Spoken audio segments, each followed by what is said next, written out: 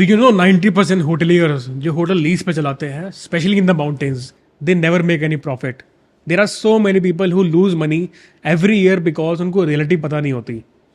Hello everyone, my name is Tushar. Today we will talk about why so many people lose money in this business and does it make any sense to start hotels on lease in 2026. And मैं share करूंगा exact cycle जहां पे 90% लोग फंसते हैं. And हम इसको cover करेंगे 3 पार्ट्स में, the dream, the trap and the illusion of profit. And मैं शेयर करूंगा इंपॉर्टेंट लेसन लास्ट में, द 3 इंपॉर्टेंट क्वेश्चंस उनके लिए जो सोच रहे हैं ये बिजनेस स्टार्ट करने के लिए. So let's begin. So story start होती है समर वेकेशंस में. We all know that April May June tourism का पीक सीजन होता है. यहाँ पे हर जगह रश रहता है, चाहे मनाली हो, शिमला हो, नैनीताल हो. आपको हर जगह रूम्स जो हैं वो बुकड मिलेंगे, हर जगह आपको ट्रैफिक मिलेगा. एंड कुछ लोगों को तो रूम्स भी नहीं मिलते, इतना ज़्यादा डिमांड रहती है. एंड इसी टाइम पे एक इंसान अपने होटल की बालकनी में व्यू एंजॉय करते हुए सोचता है कि यार डिमांड इतनी ज़्यादा है तो बिज़नेस तो काफ़ी अच्छा होता होगा यहाँ पे.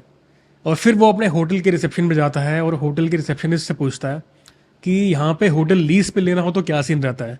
फिर वहाँ से जवाब आता है कि सर अगर आप होटल लीज पे लेते हैं तो 20 रूम्स का होटल आपको 25 लाख रुपीज़ पर ईयर के रेंट पे मिल जाएगा. फिर लोग सोचते हैं कि यार 25 लाख रुपीज़ ये तो बहुत कम लग रहा है, बिकॉज अभी जहाँ पे वो रुके हैं वो है 2500 रुपीज़ पर डे का रूम. तो 2500 इंटू 20 रूम्स यानी कि 50,000 रुपीज़ पर डे. और अगर मैं 365 से मल्टीप्लाई कर दूँ तो हो गया 1.8 करोड़ रुपीज़. तो अगर आप रिस्ट्रिक्ट नंबर लेंगे सोचेंगे यार 60% ऑक्यूपेंसी भी अगर हम लेते हैं तो हो गया 1.1 करोड़ रुपीज़. यहाँ पे आता है द ट्रैप. सबसे पहले तो आपने एक होटल लीज पे नहीं लिया, आपने एक प्रॉब्लम लीज पे लिया. अगर एक होटल ओनर अच्छा प्रॉफिट अर्न कर रहा होता उस प्रॉपर्टी से तो आपको लीज पे क्यों ही देता. एंड सेकेंड, बहुत लोग सोचते हैं कि जो प्राइस वो पीक सीजन में चार्ज कर रहा पा रहे हैं वही प्राइस बाकी टाइम पे रहता है. लेट मी टेल यू, जो होटल एक रूम 2500 रुपीज़ का सेल कर रहा है पीक सीजन में, वो वही रूम ऑफ सीजन में 1500 रुपीज़ का भी सेल नहीं कर सकता because of demand and supply. And यहाँ पे जो ऑक्यूपेंसी भी है वो अगर पीक सीजन में 80 to 90% है तो वो ऑफ सीजन में 20% तक भी जा सकती है. तो ऑक्यूपेंसी भी बहुत वेरी करती है. और अगर मैं एक्चुअल रेंज कहूँ कि एक्चुअल में जो चार्ट है प्राइस एंड जो ऑक्यूपेंसी का वो कैसा रहता है, वो कुछ इस तरह रहता है कि पीक सीजन है यहाँ पे तो यहाँ पे रहेगा 2500 रुपीज़ का प्राइस, जो कि टाइम रहता है मई, जून एंड न्यू ईयर का. इसकी ऑक्यूपेंसी रहती है अराउंड 80%. अगर मैं लो सीजन की बात करूँ, जैसा कि मानसून रहता है, इस टाइम प्राइस रहता है अराउंड 1200 रुपीज़ इस प्रॉपर्टी का, और जो ऑक्यूपेंसी रहेगी वो 20% के आसपास रहेगी. और अगर मैं मिड सीजन की बात करूँ जो बाकी टाइम बचा है, यहाँ पे ये प्रॉपर्टी अराउंड 1500 to 1600 रुपीज़ की सेल हो सकती है. एंड यहाँ पे ऑक्यूपेंसी अराउंड रहती है 60%. एंड मेरे एस्टिमेट के अकॉर्डिंग जो ये रेवेन्यू है प्रॉपर्टी का वो हो सकता है 70 लाख रुपीज़. एंड बहुत लोग सोचेंगे यार अगर 25 लाख रुपीज़ का रेंट है एंड 70 to 75 लाख रुपीज़ का रेवेन्यू आ रहा है तो प्रॉफिट तो अच्छा बचता ही होगा. यहाँ पे आता है illusion of profit. Now let me share some real numbers with you. अगर एक प्रॉपर्टी 70 लाख रुपीज़ का रेवेन्यू कर रही है जिसका रेंट 25 लाख रुपीज़ है, तो उसके जो एक्सपेंसेस हैं वो कुछ इस तरह होंगे. आप पहले तो जीएसटी पे करेंगे अपने रेवेन्यू पे, जो कि होगा 5%. तो 70 लाख रुपीज़ का 5% हो गया 3.5 लाख रुपीज़. इसके बाद आप अपना जब कॉस्ट था आपका रेंट वो माइनस करेंगे, वो था 25 लाख रुपीज़. इसके बाद आप माइनस करेंगे जीएसटी रेंट पे, जो कि होता है 18%. तो 25 लाख रुपीज़ का 18% जो कि हो गया 4.5 लाख रुपीज़. इसके बाद आप स्टाफ जो एक्सपेंसेस हैं, सैलरीज हैं, वो माइनस करेंगे.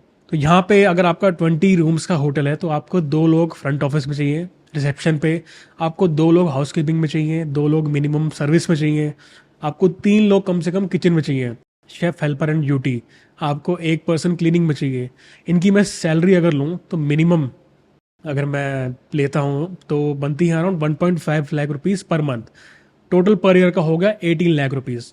इसके बाद हम आते हैं इलेक्ट्रिसिटी, गैस, वाटर, जो भी यूटिलिटीज़ एक्सपेंसेस हैं हमारे, यहाँ पे अराउंड रहता है 70,000 के आसपास. तो ये आपका ऑलमोस्ट बनेगा 7 लाख रुपीज़. इसके बाद मैं आपकी बात करता हूँ ग्रोसरीज, फूड, जो भी कंज्यूमेबल्स हैं, यहाँ पे आपका एक्सपेंस होगा अराउंड वही 60-70 के आसपास. तो उसको मैं काउंट करता हूँ 7 लाख रुपीज़. इसके बाद मैं मेंटेनेंस लेता हूँ, लेस से ईयर का मेंटेनेंस 1 लाख रुपीज़ है, ज़्यादा भी हो सकता है.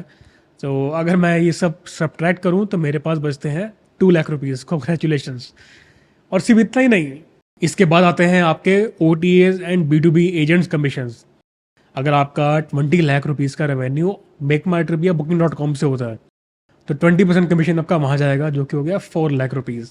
इसके बाद आप मार्केटिंग, एडवर्टीजमेंट, सॉफ्टवेयर पे स्पेंड करेंगे, जो कि अराउंड ईयर का 1 to 2 लाख रुपीज़ रहेगा।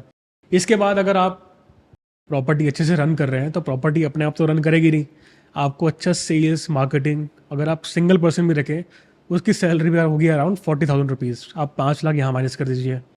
इसके बाद जो आप टाइम इन्वेस्ट कर रहे हैं, आप इन्वेस्टमेंट कर रहे हैं, आप अपना एफर्ट लगा रहे हैं, इसके बाद और भी छोटे मोटे मान लो कुछ एक्सपेंसेस होते हैं कि फर्नीचर कुछ चेंज करना पड़ गया, आपने कुछ अमेनिटीज़ इंप्रूव किए हैं, आपको नेट लॉस हुआ 10 लाख रुपीज़ पूरा साल देने के बाद। तो ये था illusion of profit. So does it make sense under normal conditions? मैं कहूँगा नहीं। अगर आप फिर भी स्टार्ट करना चाहते हैं तो here are 3 important questions for you. अगर आपके पास इसके आंसर्स हैं तो ही सोचना ये बिजनेस स्टार्ट करने का। सो फर्स्ट क्वेश्चन आपको पूछना है, can I create more value, जहाँ पे मैं ज़्यादा प्राइस चार्ज कर पाऊँ, जहाँ पे मैं एक बेटर एक्सपीरियंस दे पाऊँ, जहाँ मैं प्रॉपर्टी रूम की वैल्यू इंक्रीज कर पाऊँ। उसके लिए बहुत सारे ऑप्शंस रहते हैं कि आप किस तरह से एक्सपीरियंस इंप्रूव कर रहे हैं। Second question is, can I market this hotel in a better वे, जहाँ पे OTAs हैं, आपका B2B नेटवर्क है, एजेंट्स हैं, आपके सोशल मीडिया पर डायरेक्ट कस्टमर्स हैं, क्या आप अच्छे से मार्केट कर सकते हो? आपके पास प्लान है इसके लिए?